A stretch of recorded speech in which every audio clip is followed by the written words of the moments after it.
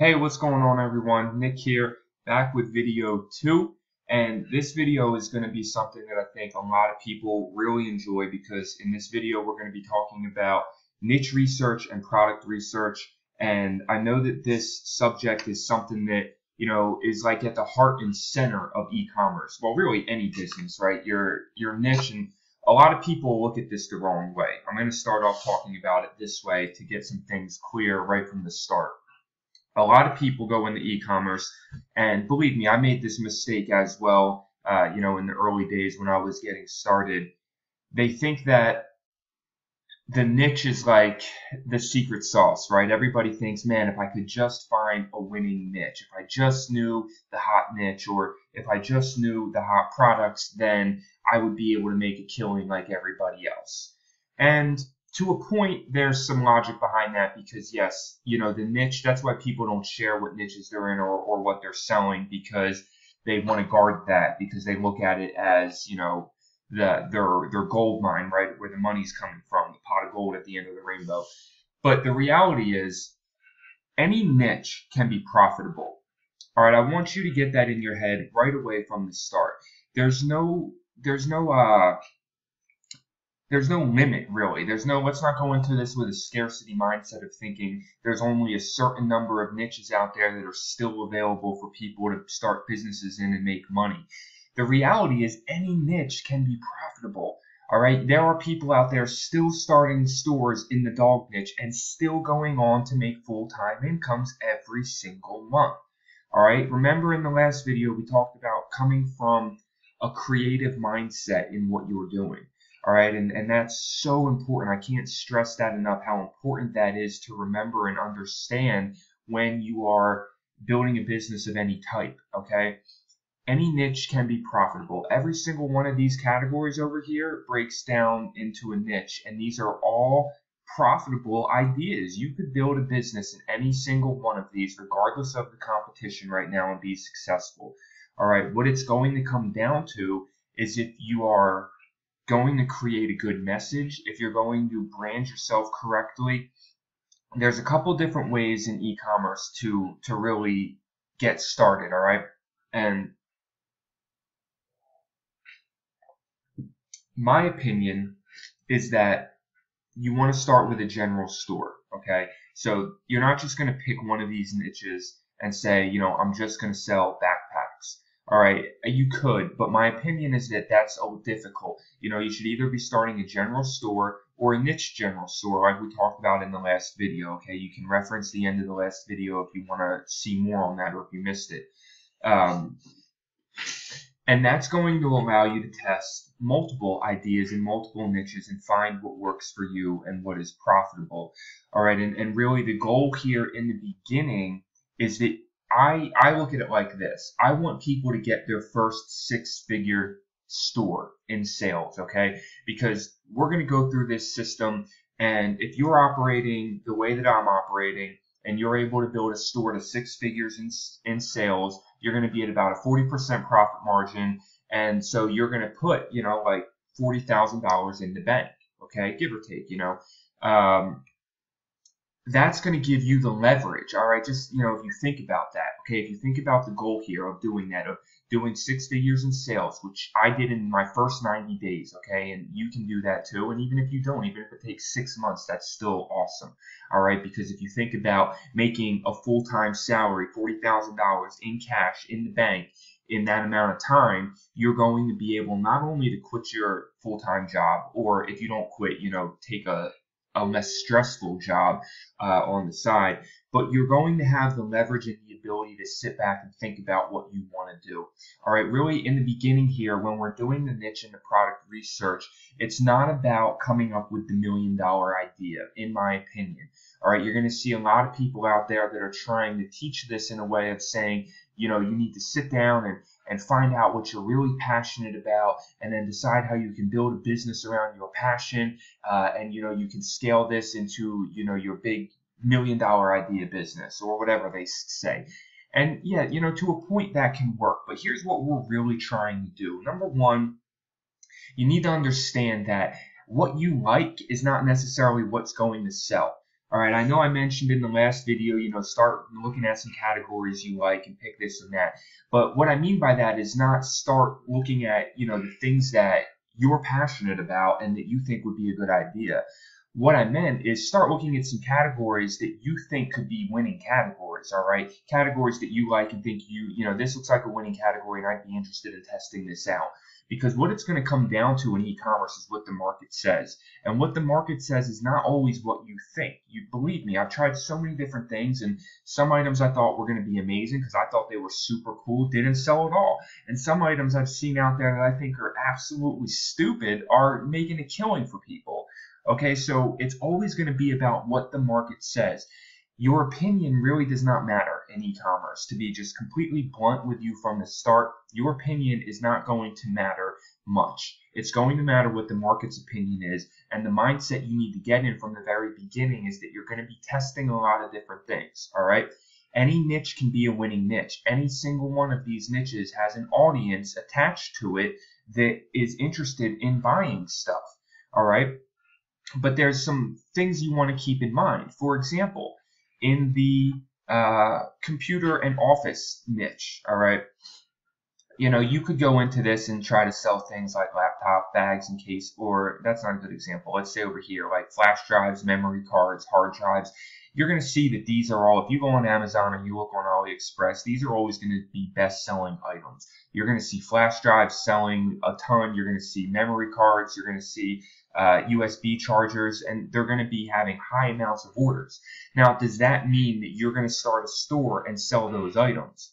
Probably not, okay, because it's a very general item. It's something that, yes, people are buying a lot of it. Yes, it's a niche that's making a lot of sales, but that's such a general item that the competition is going to be about who's offering the lowest price. It's hard to get creative in a USB flash drive unless you find something really cool. Don't get me wrong, there are some flash drives out there that are really unique and different, and that's the angle you would want to take. But to just sell a regular 8 gig hard drive or a regular 16 gig memory card or just regular phone chargers or something, people aren't going to buy that, especially through Facebook, because they can go to Walmart and get that. They can go on Amazon and get that for half the price, right? We're looking for unique items that we can mark up and resell online. And so when we're looking at niches and we're looking at ideas, we want to specifically have that mindset of, number one, that any niche can be a winner. You just got to identify the audience that's going to sell, and you want to be unique and be creative in what you're finding, all right? Watches, you see this on the side here. This is a really good idea if you find like a creative outlet for watches. Some people did really well when the wooden watches and the wooden sunglasses came out because that was unique, all right? They weren't trying to sell Ray-Bans because something like that, people are going to go buy Ray-Bans where they know and trust the store. Something like electronics, all right? This is so difficult to get into because the mindset behind it is going to be, when it comes to electronics, people already have their given places that they're looking for electronics, like for digital cameras and such. Now, you could build a store that sells that, but that's like the really long path to take of building a brand like that that's going to sell electronics, because you need to get some trust built and you need to start building a brand and get some credibility. You're going to need to be really cutthroat on your prices. So I'm trying to give you the different perspectives here and let you know that we need to push towards the stuff that's going to be unique. It's going to be items that are not things people already have a method of buying, if that makes sense. All right, like when it comes to earphones and headphones, nowadays this is a hard item to sell unless, again, you have like a really unique and specific way that you can sell them, because you can get headphones anywhere, for like $6. I can get headphones at Walmart for $5. I can get them in line at Marshalls or TJ Maxx for a couple bucks, and they're nice, cool headphones, right? And they come packaged very well, and I don't have to wait 2 weeks for shipping. You know what I'm saying? So those are the types of ideas you want to keep in mind when you're doing niche research. And a lot of people make that mistake when they get started, is they think, well, I'm just going to go find, popular items, and that's really leaving out a lot when you do that, because a lot of popular items you're going to see will be the small items that people order a lot of, that are very general items, but we're selling through social media. Okay, remember, now there are other ways to build a store, but the way that we're getting started, the way that I'm going to be teaching you, the way that I really want to help people is to build a store from $0 to $100,000 in sales as quickly as possible. All right. And in order to do that, we want to focus on those unique passion products, those niches that have unique items and really passionate audiences. And remember that any niche can be profitable, but it's all about the way that you are finding the products in that niche, the way that you're matching it up to the audience. All right. So in that regard, just remember, there's no like real secret. There's no list of, gold mine niches and these are the only niches that work. Okay, you can go into electronics and do well. It's just you need to be careful about the items you're picking. All right, if you're going to pick earphones and headphones, then it needs to be something really creative and something people haven't seen before, that's going to do well and be something that they'd say, wow, this is really cool. I want this. That's the idea that we always want to have when we're looking at niches and products. We want to find the stuff that people just want, that they love, that they see it and they're like, I need that, because it's not something they see every day. It's not something they can just go down to Walmart and get, where it would be easier and cheaper. It's not something like electronics that they're going to go do their product research on and say, well, I think, like if you think about laptops, for example, people, if they're buying a laptop, are generally going to go look at like 5 different sites and compare prices and, make sure they see good reviews and different things like that. That's going to be the way that the mindset is in electronics. All right, that's an industry that's very cutthroat and very hard to break into because of that, because of the way that people have been conditioned to shop for electronics. And so many things can go wrong anyway. I would actually advise staying away from electronics because there's so many potential problems with things not working or breaking and returns and refunds. But as opposed to, say, a t-shirt, right? A t-shirt is something where it's like you get what you see. There's no chance of it not working. They don't need to read reviews. They don't need to go find, other people trying to sell it, because if you offer something unique, that's a t-shirt that they want, then, it's like, okay, I know what I'm getting here. And it becomes an impulse buy. They don't have to research it. They don't have to dig deeper and compare, all the different sites out there that they think might be selling the same thing. And it's the same thing with any type of product. If, for example, yesterday we looked at scarves, I think, which I can't find it. Where was it? It was in women's clothing.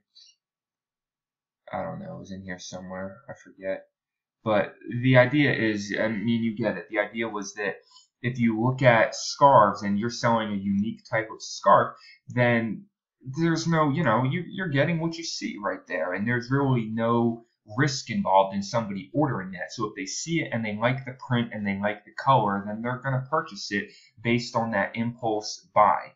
All right. So those are some early pointers that I just wanted to put out there in remembering and getting your mind adjusted to what we're really looking for when we're getting involved in e-commerce and the types of niches and the types of products that we want to go after. And remembering that, you do want to find the trends and you do want to find the hot items, but don't come from it from a saturated mindset, from a scarcity mindset of thinking, well, I'm going to avoid this niche because there's already people selling stuff in this niche. Now, that's a good thing.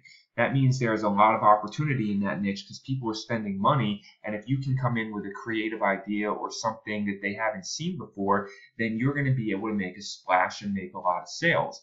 And that's true for almost any niche in which you can find those types of items. All right.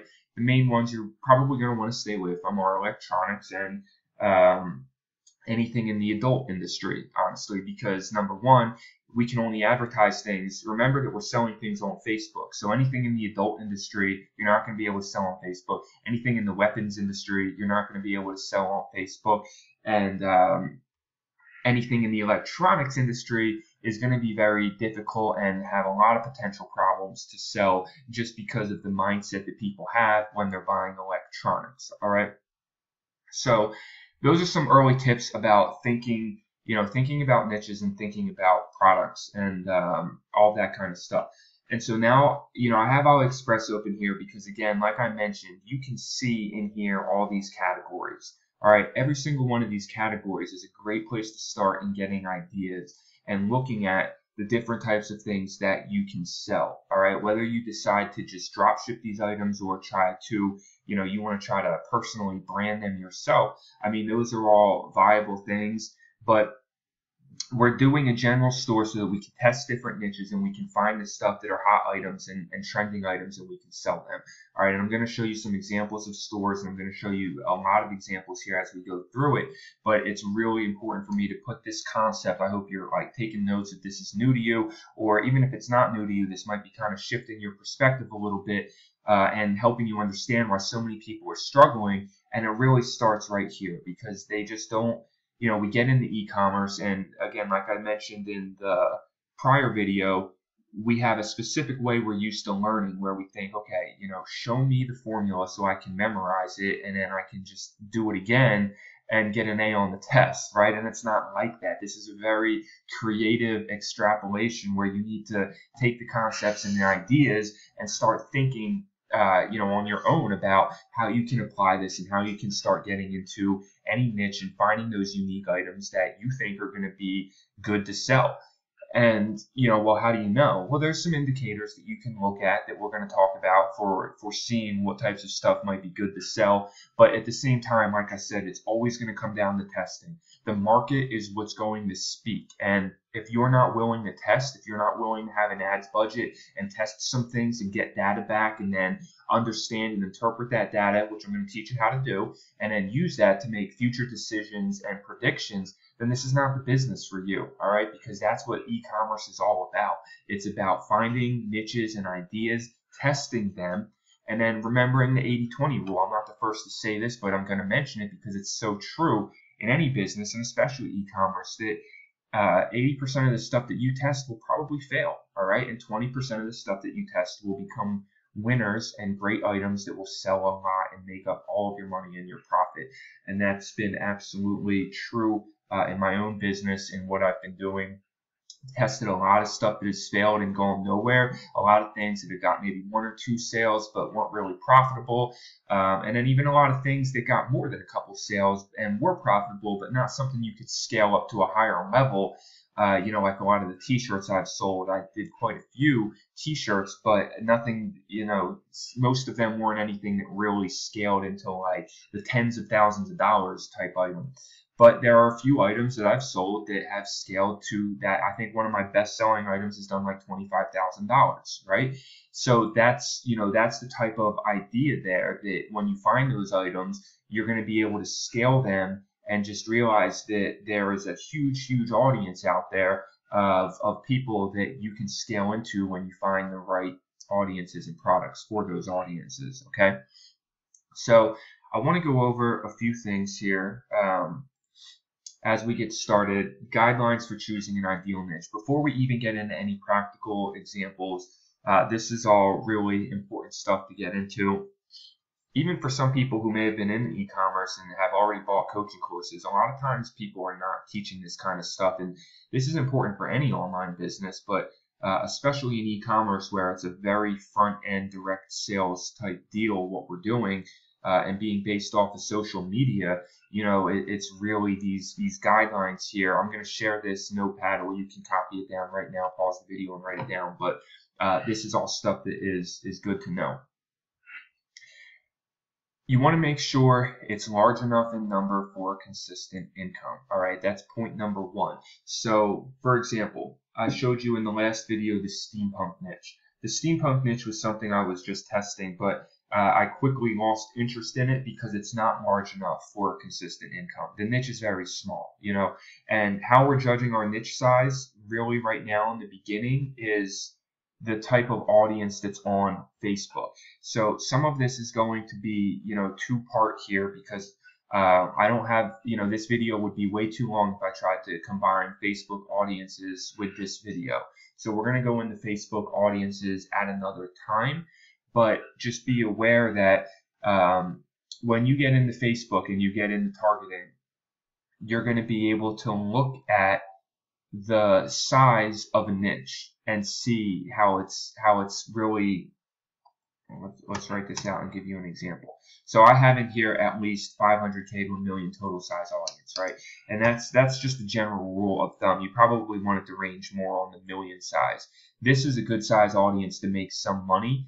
I'm going to edit this actually.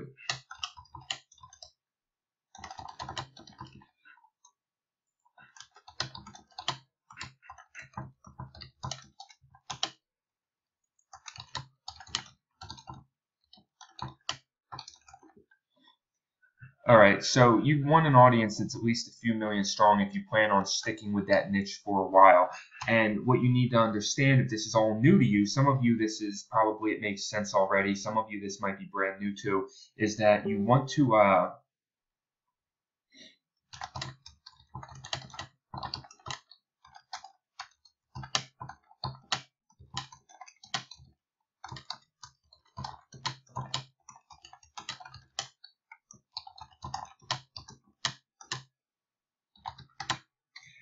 all right, so when you're looking at the niches, Facebook is going to break all of its users. So, there's like something like, if you look at just the United States, for example, I mean, Facebook has over 1 billion users worldwide, but that doesn't really apply as much right now because we're going to be targeting the United States. So if you look at the United States, there's something like 100 million active users, I think. That could be a little bit low, but I think it's right around there, maybe 100 million to 150 million active users on any given month.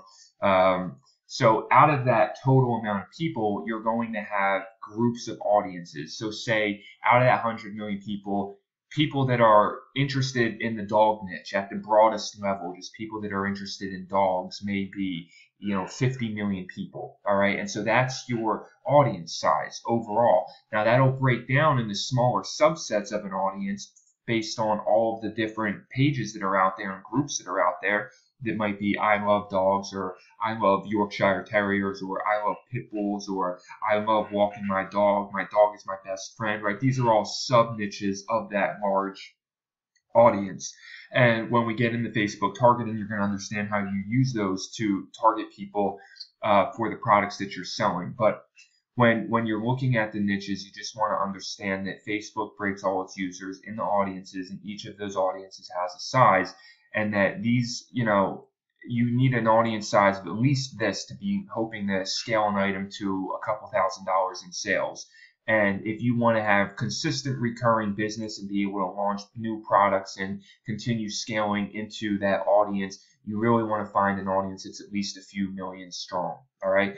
We'll go over more of that. It's just for now, I want you to understand the numbers of when you're looking at something. Some of it is common sense. All right, we know that women's clothing is going to have an audience that's in the tens of millions of people because it's just obviously a huge evergreen industry. Okay, same thing with men's clothing. Same thing with any of these categories. All right, which is why AliExpress is such a good place to start. Why Overstock.com. That you'll see a lot of those sites break them into these categories. And you really don't need to look at Facebook audiences yet because by common sense that all of these are major categories for a reason, because they have millions and millions of people that are constantly looking for products in these categories, right?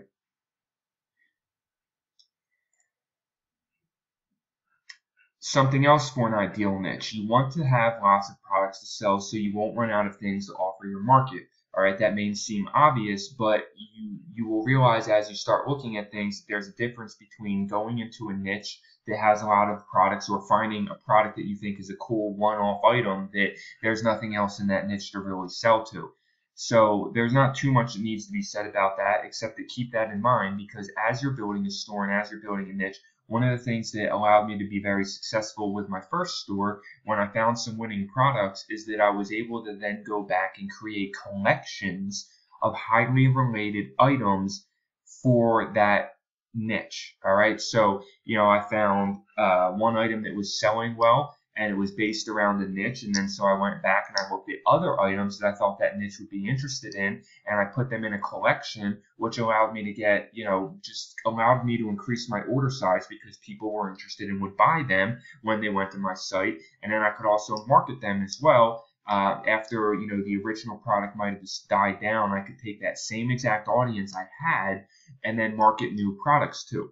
So that's what's important to remember here, is that while you can find one-off products that is just one product and it sells and that's it, you move on, it's really advantageous to you to find niches that you want to be involved in, because that's when you build an asset. You start building an audience, you start building a Facebook page that becomes like a brand that you can continue selling items to those people in the future and continue getting some recurring consistent income. All right, which is why a lot of people get trapped into wanting to start a niche store from the beginning, because they think they're just going to build this huge audience and then have consistent income and be able to sell over and over and over to again.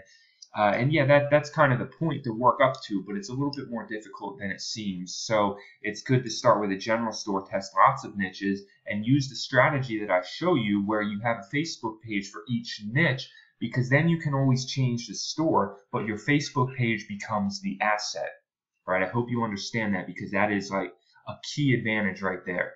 The Facebook page becomes the asset, and you can redirect your traffic from that page to any store that you want to. All right. Which is why when you're finding items, you want to be thinking about how you can build a specific Facebook fan page for that niche. For example, the EDM one that I built. No matter what store I'm running, if I choose to continue building that EDM page, I'm building an asset around the EDM niche where I can continue to sell products in the future. And that's a great example. The EDM niche is tens of millions of people strong. All right. Large enough in number for consistent income, tens of millions of people strong. I can do consistent business in that. It has lots of products to sell. All right, I'm not going to run out of things to offer in that market, because in something like that, it's really just a limit of how creative I can be in coming up with custom merchandise and finding things that, EDM gear and things that relate to that industry. All right, and it's number 3 here we want to look at is a proven buyer's market. All right, you want to market where people are spending money already. In EDM, I know people are spending money already every day. These are some examples: dogs, cats, nurses, fishermen, fashion, jewelry. Pretty much should be obvious that you want a proven buyer's market. But all this is to say is you don't want to go out there and try to reinvent the wheel and find a niche that nobody is purchasing in yet and think, I'm going to be the first one to crack into this niche. That's a really difficult road to go. And a lot of times, if nobody's, selling in that niche and making purchases in that niche already, it's for a reason. At this point in 2016, you should not be thinking that you're going to find a niche that nobody else has thought of yet. All right, most of it has been done and been tried. So I'm not saying it can't happen, but I'm saying for your first attempt, that's really not where you want to be headed. All right. Big industries like this, a lot of people want to say, well, I should stay away from them because there's a lot of competition. Now, that's a good thing, all right? Competition is a very good thing because it means there's money to be made. And remember, abundance mindset, creative mindset. You can come into that market with a new perspective and offer people something new, and they will absolutely love it, and you'll be able to build an audience very quickly, all right? This point goes back to what I was talking about a little bit earlier, not a one-time sale. You don't want people who buy once and then never again. This is a little subjective because, yes, I don't want to make it sound like, if you find a product that does well by itself, for example, say you find, I'm trying to think of an idea here. I don't even know because I stay away from these types of products. But if you were to find a product that is like, say a couch. This is just obscure. I know you're probably not thinking about selling couches, but if you're selling couches, then or even in our last business with photo booths in the beginning, this was something that was a little bit difficult, and we had to work our way around. Is that if you're selling something that's a big purchase, you run the risk of people never buying it again because they made that purchase and now they're good. Like a couch, for example. If they buy one, they may have that couch for the next 10 years. Same thing with a bed mattress, and that makes it difficult to build a recurring income around those people. With photo booths, we got in the habit of understanding that there are events all year round, so we worked and found ways that we could continue to resell our photo booth services to people for all their different events. But in the beginning, we were only thinking about it as a one-time sale, and our income really started to explode when we started thinking about it as a recurring sale and framing it that way, in not just being for a certain type of event like weddings, but being for any type of event, birthday parties, graduations, and retirement parties, and blah, blah, blah, blah, blah. The list goes on. And we just had to structure our pricing in a way that we knew people would purchase it over and over again. All right, so that's something that is a great, a golden tip when it comes to business. Yes, when you're getting started, by all means, try products, and if it's a one-off product and you can sell a lot of them, then you're making money, and that's great. But as you look to build a business, this is something good to remember, okay? You don't want to narrow yourself into a niche where you're only selling one item, okay? Enough on that. Easily identifiable market on Facebook audiences. All right, this is something where you don't want to pick something obscure, a market that could be really difficult to identify with. Whenever you're looking at a item, okay, like for example, all these items in here you see, all right, you want to find items that are easily identifiable. A lot of people go into jewelry. We'll use this as an example. And, they'll see something like this as an example. It's got 811 orders. It's a gold necklace that's priced cheap at wholesale. And they think, I could sell this for 3 times the price. I'm going to sell this item. But who's the identifiable market for this? Okay. Men. Are you going to go into this and try to sell, you're going to run a Facebook ad to men in the United States that like jewelry? That could be an audience that's tens of millions of people strong. Now, that's a good niche to be involved in, but to try to sell that as a product starting out is just going to be a headache. You're going to spend a lot of money, and chances are your sales are going to be pretty low because it's too broad. It's not an easily identifiable market, all right? Where as opposed to something like this is much more identifiable because you can sell this to Christian men who like jewelry. Now you're getting a little bit more narrowed in on an actual market. You want to always be thinking about your audience when you're looking at the products and the niches that you want to be involved in. Who is the easily identifiable market for this? Can I define it in a few words of my ideal customer? All right, because Facebook breaks it down. Again, we're going to get into the Facebook side of targeting where you can go in and really break it down. But in order to do that and make your job easier when it comes to targeting, you need to have a product that makes sense and is easily identifiable. Something very general like this, okay, maybe it's a cool item, it's got a lot of orders, but what are you going to do? You're going to target women who like necklaces in the United States? That's not easily identifiable, all right? It's way too broad, and you want to look for things that are more specific, especially when starting out, right? Something like this is much more identifiable. This would be women who like jewelry and fashion and also like cats. All right, it's still going to be a big market, but it's much more identifiable because you found a way to narrow in. You found a specific type of niche here when it comes to cats, and you crossed it with a big interest like jewelry. All right, something like this, this is going to be men who like jewelry and fashion and also like poker, or like gambling. That's much more identifiable than just trying to sell something like this. So I hope that makes sense. That's something a lot of people miss. They miss it all, and they go into this and they find items based on what they think looks like it could be cool and has some orders, and they don't realize that when it gets down to actually trying to sell it, the reason they're failing is because they don't have an easily identifiable market.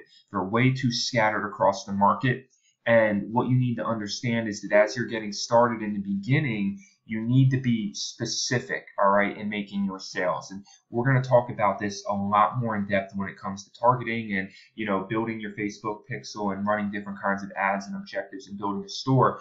But from the beginning, you need to understand with a general store that you want to be able to target in on specific niches and audiences to sell the items that you have. So you always want to have that in your mind.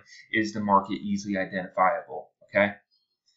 And remember that primarily what we're doing is selling on Facebook audiences. So when we get to it, I'm going to show you a method of how you can check to make sure, what you have in your mind of thinking about an audience is going to be identifiable on Facebook. All right. But again, it's really a two-part concept here.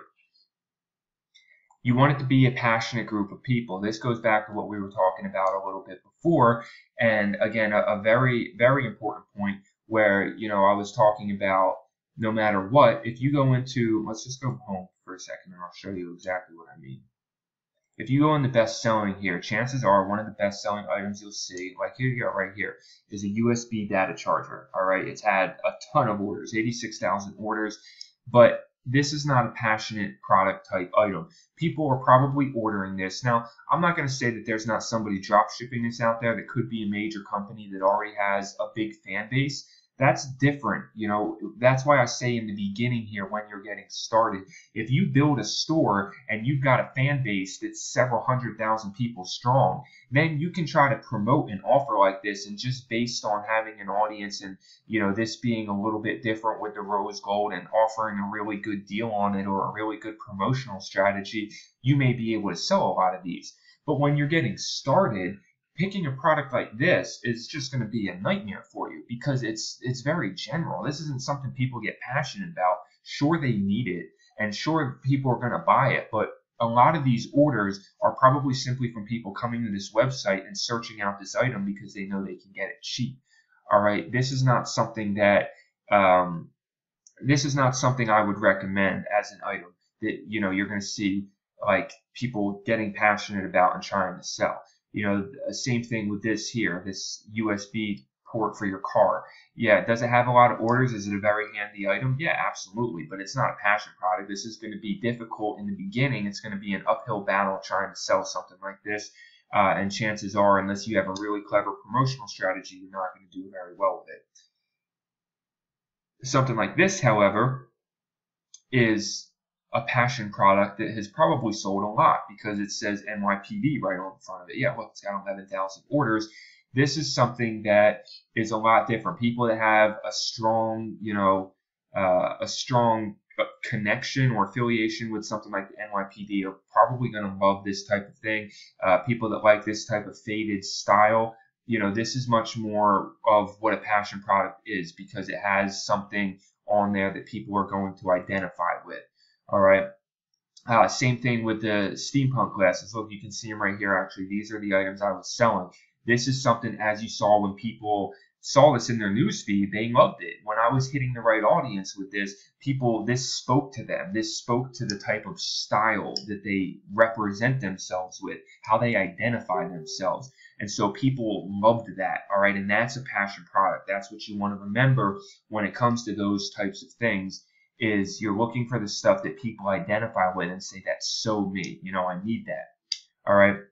Now there's stuff that can be used like these, these bags, multifunction bags that you can sell, and people can be passionate about this too in a different type of way because it helps their life. All right. There's definitely something still to be said for niches and products that solve a problem. All right. That's a different type of passion because people always want problems to be solved for them. So if you can find something that's very unique and is going to help improve their life, make their life more convenient in something like this, for example, people that travel and work, that's something that hits home for them because it's part of their everyday life. So it's a different type of passion per se because it's not something that they get maybe excited about, where it's like, oh, this is, excited about in the sense of you get excited about your favorite movie or your favorite hobby, but they get excited about it because it's going to improve their quality of life. All right, so it's a different type of passion, but it can be very, very profitable as well when you find items like this and you know how to market them correctly. All right, same thing with a wallet like that. All right, moving on. I could talk about that for a while, but I think I've hit that enough.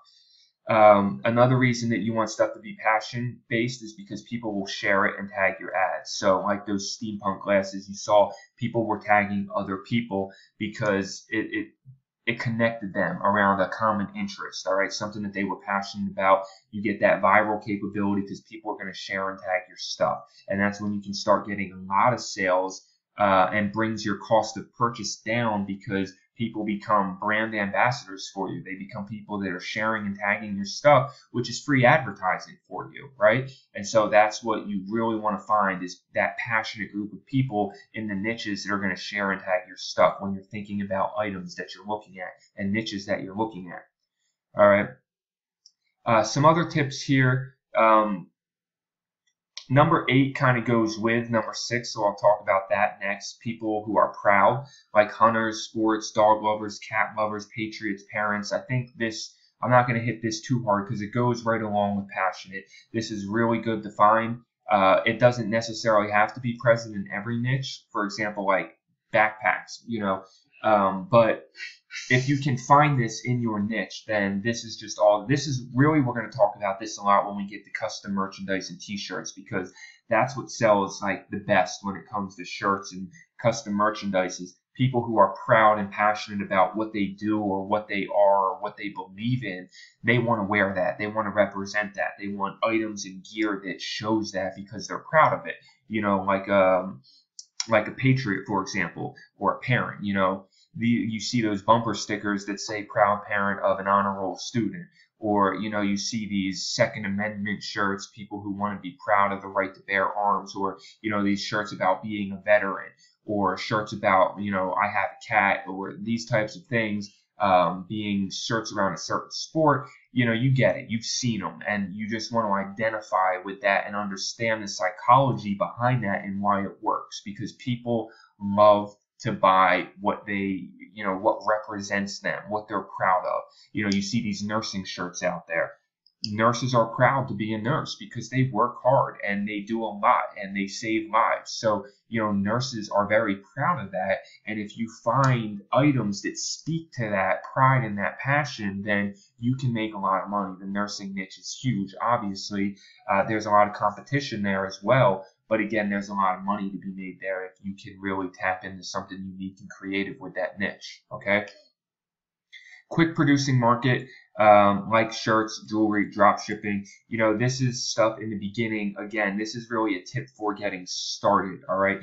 There's something to be said about building a brand and sustainable and long-term, and that's absolutely true. But, my guess is you coming to this, you're looking to get jumped off quickly, and that's what I want for people, to be able to build that first $100,000 store, because regardless of what you hear anybody else out there saying, you can build a $100,000 store, fulfill all your orders, make all your people happy, and then branch off into a new store. I've done it already. It works. And then you have the leverage and the ability to sit back and do it even better the next time and have more of an ads budget and look at things in a little bit more detail. So in the beginning, you're really looking for these quick producing markets that can be sold very quickly. Shirts and jewelry, drop shipping. That's what we're doing. That's what we're talking about. And that's why I have that in here. Okay.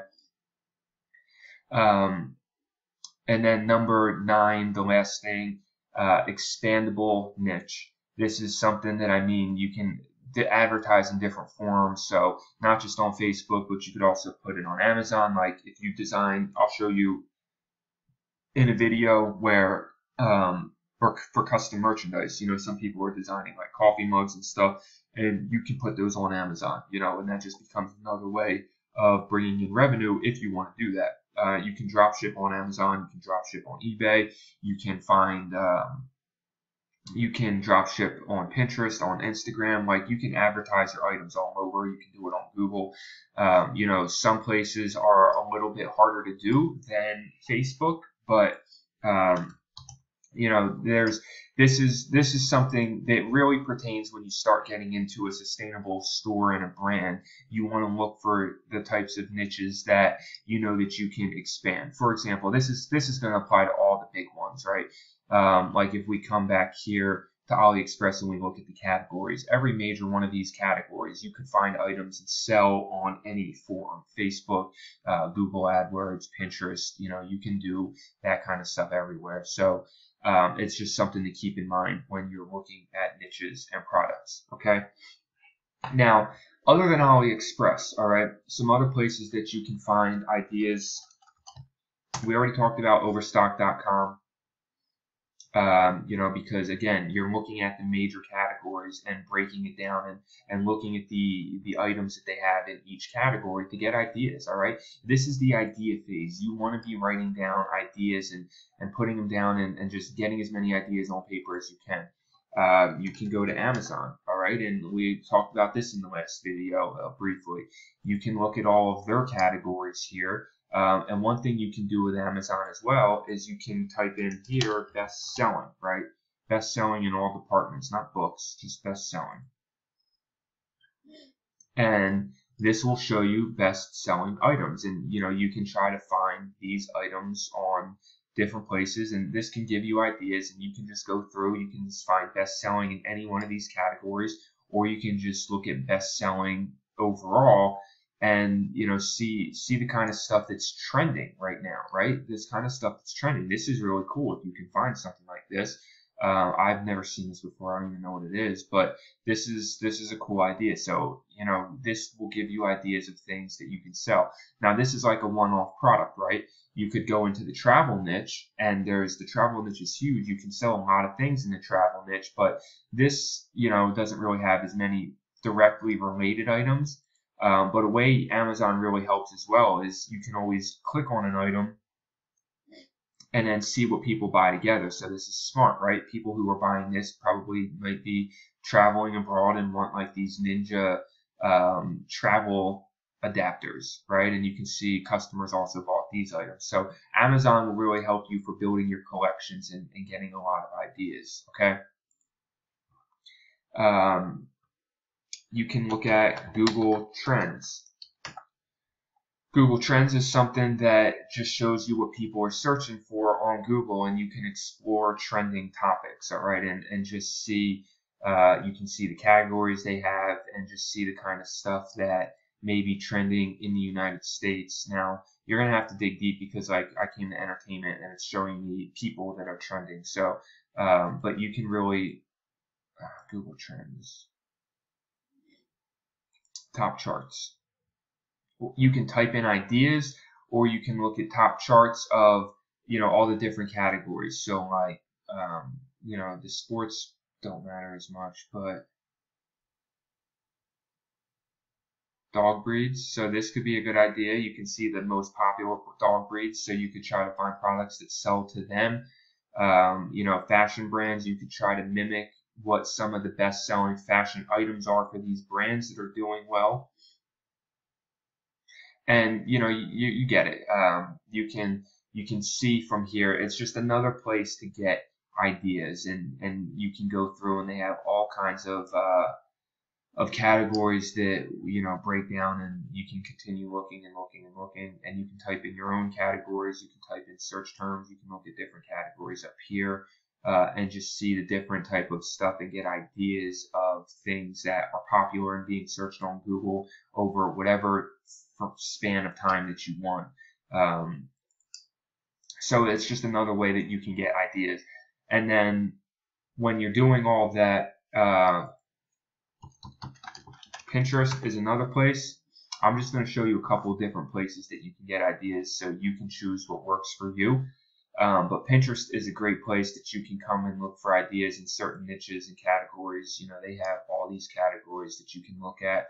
Like say you wanted to come to tattoos and see what kind of stuff is popular in tattoos, because this could be, you could branch into the tattoo niche with, I don't know, shirts maybe that have these types of designs on them or something. Waynello is a really good one. If you're familiar with this site, Want, Need, Love, because you can see just trending items on here. I think you might need to sign in.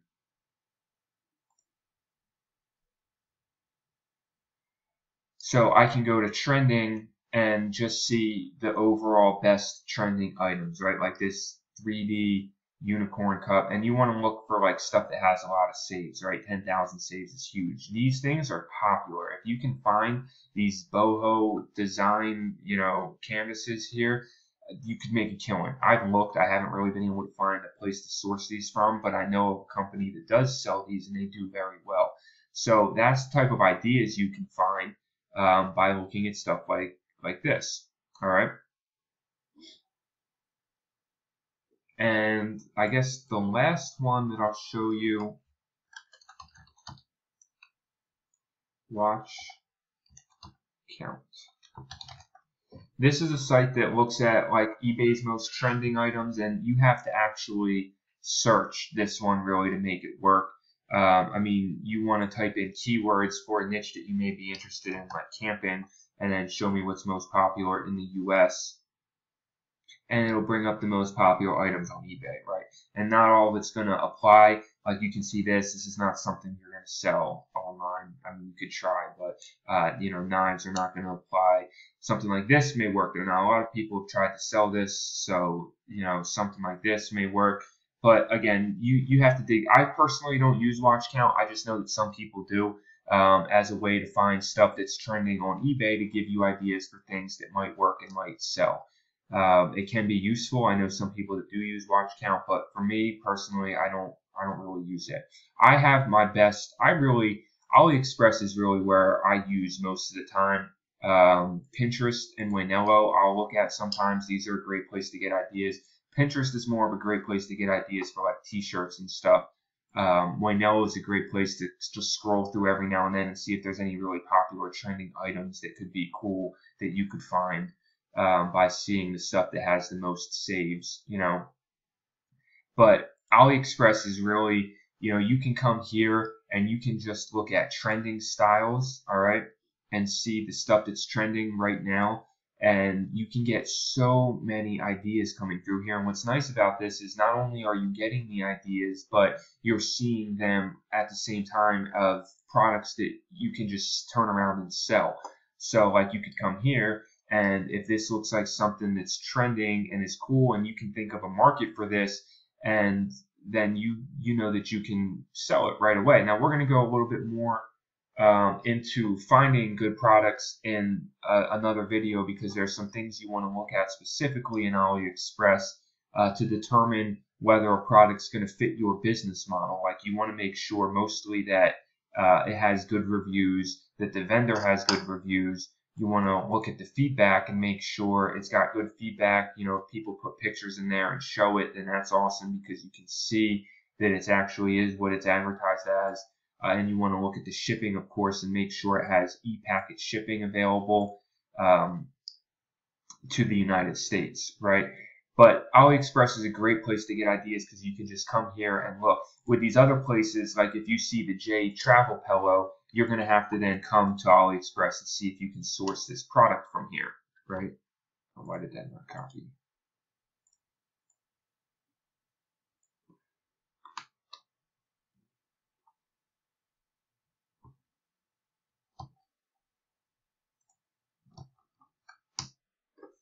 So you want to come here, and then you'll have to see if it sells on AliExpress and if you can source it from here. So it doesn't look like they have the exact item, which is what you may run into sometimes. But you may see some other cool ideas as you do it, like going through. So that's kind of, I source most of my stuff from AliExpress. Now I'm going to share with you a resource of where you can find other wholesale and drop shipping companies. There's many of them out there, and you're just going to have to decide where, you know, what works for you, because a lot of these American companies are going to be more expensive and your profit margins aren't going to be as good. But there are a lot of them out there. The only thing you want to make sure you stay away from when it comes to drop shipping is any companies that are going to charge you like a monthly fee to drop ship. That's generally a scam, because you don't need to have a membership to drop ship somewhere. So companies like that say, you know, you need to sign up and pay us X amount of dollars a month to view our catalog, just stay away from that kind of stuff, because you're just going to end up wasting your money. There's plenty of free sites out there to drop ship from. All right. So getting back into this, you know, like Amazon, for example, you can't really drop ship from Amazon. Now, if you're watching this and you know a way to drop ship from Amazon, then please share. But for the most part, what I've heard, Amazon is going to stop you once they see you ordering the same item over and over and over again, sending it to different addresses. Like, they're not dumb. They understand what's going on. I think if you buy with gift cards, you may be able to do that, but then you're just creating a headache for yourself, because you have to constantly be getting yourself Amazon gift cards and then using the gift cards, and just, they might catch on to that eventually too. So I don't know that Amazon is a great place to source products, but you can get ideas from there and then look on here to see if you can find the products on AliExpress, right? Same thing with Winello. Probably not where you're going to source it. I mean, you can click on any one of these and it'll be for sale from whoever's selling it, but your chances are you're not getting a wholesale price here. You're getting a retail price.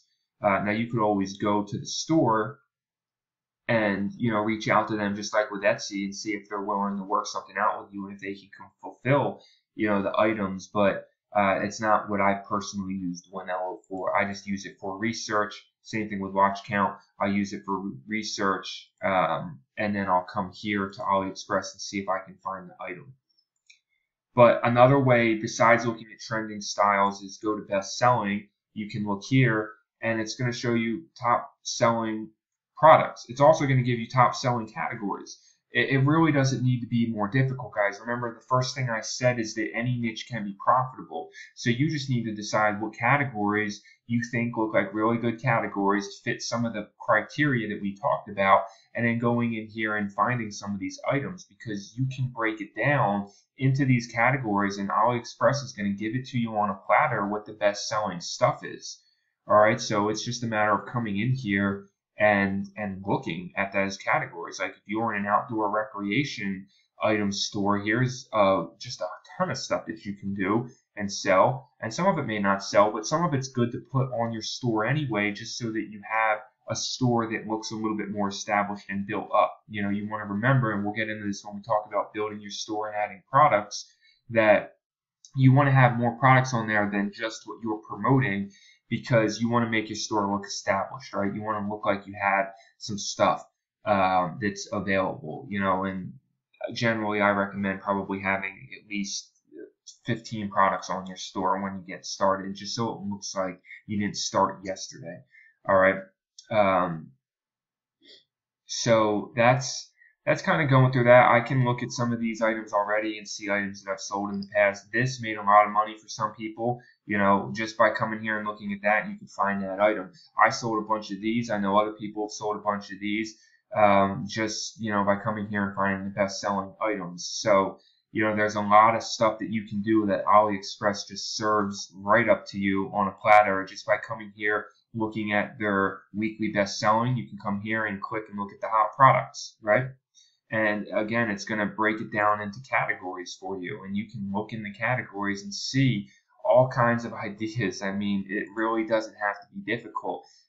You just need to get into the mindset of testing. Most people get so hung up on the idea if they want to think of the $1 million niche before they get started. And believe me, I've been there too. But you just got to get into the idea of testing and testing. Those are the people that win in this game. The people that take action and test and come here and they just don't overcomplicate the process. All right. AliExpress is showing you stuff. Here's some AliExpress collections is another great thing. It's going to give you niche collections that you can look at.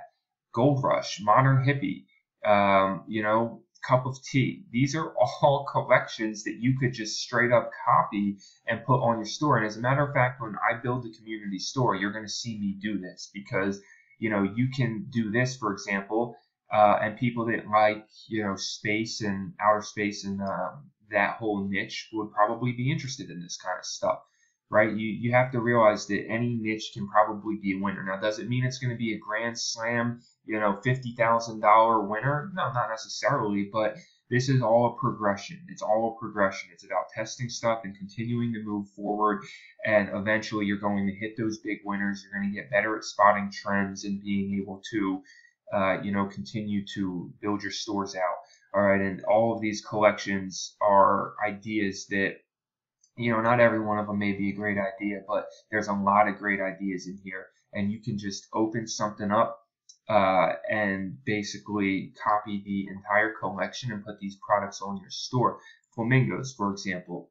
Now, flamingos may not be a huge audience, but I know that there are people out there that like flamingos. You could create a flamingo collection, and look at this. You have every single one of these items applies, and you have 20, 15, 20 items here that you could put on your store and start marketing to flamingo collections. All right, that is very viable and valid. All right, not every one of these products may be a winner, but I guarantee throughout these products here, you could make a few $1,000s by selling this type of stuff, and none of it's trademarked, and it's all really cool and unique. Okay, so I hope you see how simple that can be to find stuff. All right, don't overcomplicate the process. Okay, and understand that you are going to need to test a lot if you want to do well and make a lot of money in the e-commerce game. Okay, in closing with this, I'm going to talk a little bit more about this in another video when it comes to building your store and adding products, because this is an ongoing subject. We're going to talk a little bit more about this when we talk about Facebook audiences and targeting. But I think, honestly, I hope that you really enjoyed this video. For anybody that's new or anybody that's been struggling, I think that this video drops some bombs in here that's really going to help put some clarity into how you can be successful with this business. Okay. Last thing I want to talk about is trademarked items. All right, this is something that is a huge area of controversy in the e-commerce world right now, whether you're involved in that world or not. You're going to see a lot of people out there that think they're better than everybody else and try to preach like a fire and brimstone type of attitude when it comes to trademarked items. And look, here's the deal. I'm not a trademark attorney. Trademark infringement is something that you want to be aware of. It is something that is protected by laws in America, and you're going to find on AliExpress a lot of stuff that is based off of other brands. For example, if I come in here and I type in Pokemon, why does my keyboard keep dying? Pokemon, all right? You're going to see all this Pokemon stuff, right? And if we sort it by orders, which is usually what I do, which I'll give you some more on product research when we get into adding products. But you're going to see this stuff, like these bracelets, for example. These little action figures, you can see they got a lot of orders. These little Pokemon balls. Pokemon right now is a very popular thing with the new Pokemon Go app that's been launched, and it's always been popular. It's a huge thing. There's a lot of people out there selling Pokemon stuff, making money, and the thing is with this is that it's trademarked, right? Is that there is a brand called Pokemon, and without a license, you're really not supposed to sell this stuff. So here's the way that I look at trademark stuff. I'm just going to give my personal opinion on it because I know people want to hear it when they look at stuff like this for information and advice. You need to make the decision that's best for you. All right.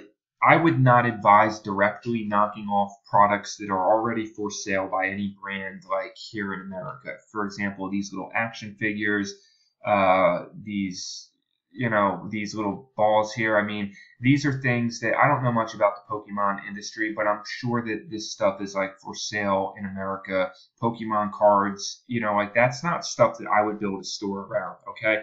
Now, here's an example though of something that I have sold and that I don't really see anything wrong with.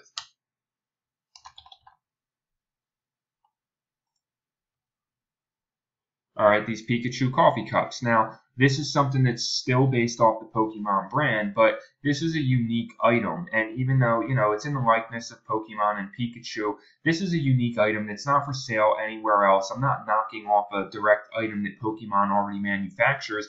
This is just something that a manufacturer came up with out there that I think is pretty creative and unique. And I sold a few of these. I'm not actively promoting them anymore. But, I don't really see a problem with this. Now, yes, there is the idea that, Pokemon could find me and say, please stop selling these mugs.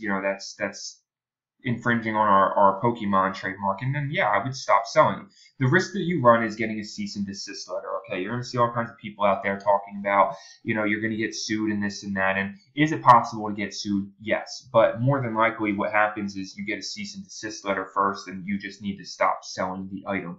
Because really, the people that get in trouble are the ones that are manufacturing it. Now, these guys are all based in China, so it's very hard for any brand to really say anything to them. But, you know, we're not manufacturing, we're online resellers, and it's kind of a gray area. So am I recommending you directly knock off products? No, absolutely not. I don't think that you should. You know, stuff like selling a jersey, for example. I would never, you know, I'm not going to sell jerseys because that's something that is directly being sold and just straight knocking off an item that somebody else is already producing. So you're stealing from their market. But if you are selling something that's unique, like not already sold somewhere, you're not stealing from their market because it doesn't exist already. You're creating a new market. That's the way I look at it. I know there are going to be people out there that are like, oh man, that's, you know, you're just splitting hairs and that's wrong. And listen, to each his own. I really don't care. You don't have to be in this group. You can have your own opinion and do whatever you want. I built brands. I built $1 million brand from scratch without using anything other than my own ideas and creativity. And I'm doing it again. So I've sold both. Yes, I've sold items like this because there are some items that I think are cool, and you know, I look at them as unique and I want to sell them. But at the same time, I have built a brand, and that is the goal. Where we want to get to is we're learning the skill set of building sustainable brands. So when I look at items like this, you know, if you sell something like this, just think of it as short term, and just think of it as something that, you know, you're selling, and realize that you may have to stop selling, and that eventually the goal is to build a brand and build something of your own that's sustainable, because it's not sustainable, obviously, to sell, you know, items like this. Now, there is a route you can go to get a license for items and sell things like that. Like, I don't know, for example, if ThinkGeek has a license for what they sell. I really don't know. You know, maybe they do, maybe they don't. But they're selling all this stuff in here is trademarked items, but they're selling unique items. You know, they're selling different types of things here. Like there was one item that I saw. I'm going to give you another example. It was a Jedi robe. I didn't sell many of these because they were expensive, but I did sell a couple. And again, you know, is it based off of the Star Wars idea? Yeah, yes, it is based off of the Star Wars idea and the Star Wars brand. But is it a unique item that somebody's just making and, you know, I'm not directly knocking off an item? Yeah, it's something that's not in existence anywhere else, and it's just a cool cosplay item. So, you know, I put it on my store and sold a couple of them, all right? And it was just a short-term thing. So that's my own personal opinion on it, all right? Of course, you need to make your own personal decision, and the entire basis of this group and the way that I teach this stuff is that I'm not going to try to push my opinions on anybody like some of these other self-proclaimed e-commerce messiahs out there that think they're, you know, better than everybody else. You don't need to do it, and you can find items to sell that aren't based on another person's brand. But at the same time, there are a lot of unique items out there that are just cool items that, you know, the way I look at it is like, why not really? Like I saw this Harry Potter color changing mug. This is another example of something. You know, this is not something that the Harry Potter brand is making, all right? This is just something that's kind of cool. And is it based off the Harry Potter brand? Yeah, but is it like a direct ripoff of something they're doing? No, all right? And again, that's the way that I look at it. That's my opinion on it, but you form your own opinion, to each his own. This is just meant to give you the complete overlook, and understand that, you know, you can do your own research on this and look up trademark laws and different things like that. And that, you know, you can get a cease and desist letter for selling stuff that is based off of somebody else's brand. And that the goal in the beginning here is just to get ourselves to a position and be learning the game and understanding marketing so that we can get to a better level, and we can continue to you know, we can continue to do better, and that we can eventually build that sustainable business and that sustainable brand. So you do want to watch as well, though, that the reason that I'm telling you not to directly rip off items is because Facebook terms of service is not going to let you do that. Shopify is not really going to let you do that either. I've seen people that have tried to just, like, for example, directly, you know, sell something like Jordan shoes. You can find Jordan shoes on AliExpress. You know what I mean? If I look here, Jordan shoes. all kinds of Jordan stuff, right? Because these manufacturers are able to completely duplicate these, okay? This is not a good idea. It's just something that they're going to catch on so quickly. Jordan, this is a direct knockoff of an item. You can't do that. Shopify is going to shut you down. Facebook is going to shut you down. And it's just not going to work, all right? So in my opinion, there's a very clear line when it comes to directly knocking off an item and finding something creative that's not for sale anywhere else and using that item to make some sales and to build some interest around the product. But no, don't come in and directly try to rip off Nike or Jordan shoes or something like that, because it's not going to work, and that is blatant infringement on something. All right, it's much different than just borrowing the likeness of a brand on a unique item. So I think I've said enough about that. I just wanted to put it out there. Again, form your own opinion on it, but form your own opinion. Don't let somebody else scare you into something. Don't let other people try to act like they know what's best or they know what's right. Just stay away from trying to directly, blatantly rip something off, and come out of your own creativity and realize that if you are selling something that has likeness or is based off the idea of another brand, that it's a very short-term thing, and you only want to use that as a stepping stone to get to something better, okay? So that's my opinion on all of that.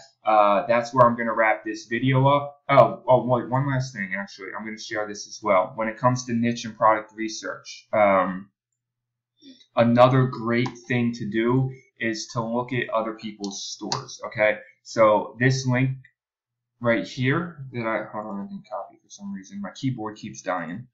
All right, this link right here is a way that you can browse the Shopify IP address, which will allow you to see, basically just by typing this link in, it's going to bring up all the top Shopify stores. All right, these are all stores that are on Shopify based off the Shopify IP, and some of them are going to be actual big brands that you've heard of and know that use Shopify. Some of them will be people that are just selling their own type of stuff.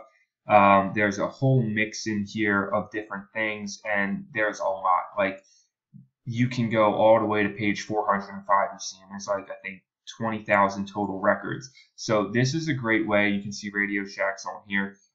This is a cool way where you can come in and just see. Let's just pick one random example. This is their website here, right? So you can come here and click, and it'll go to the website.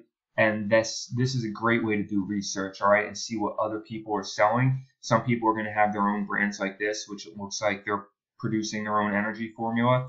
And some people,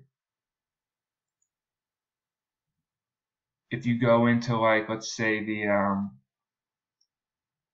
if you go into, say, like the 100 range or so, you'll probably start finding some things that are more drop shipping. Actually, let's go even deeper than that.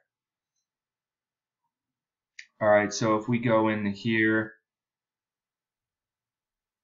I don't know, let's just pick something.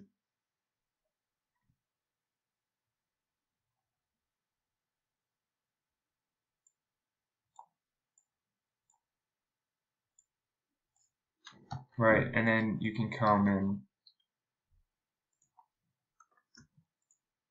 just look these websites up and see what they're doing, right? And you can see and get ideas for stuff they're selling, right? So these are notebooks that these guys are selling, but you get the idea. This IP, I mean, you want to spend some time doing this. I mean, yeah, there's a lot to go through. I'm not saying go through all 20,000 listings, but you can go through here and get a lot of good ideas just by finding some random stuff and seeing what people are selling. So this video has been a complete overview of everything. I hope you got a lot of value from it, and start doing your research, start thinking of ideas, and then in the next video we're going to get into building a store, picking a store name, setting your store up, starting to add some products and building collections and branding and using apps and all of that. So from here, you really want to start looking at ideas and things and start getting some ideas and products ready in your mind, writing them down, saving them in a notepad somewhere on Google Drive.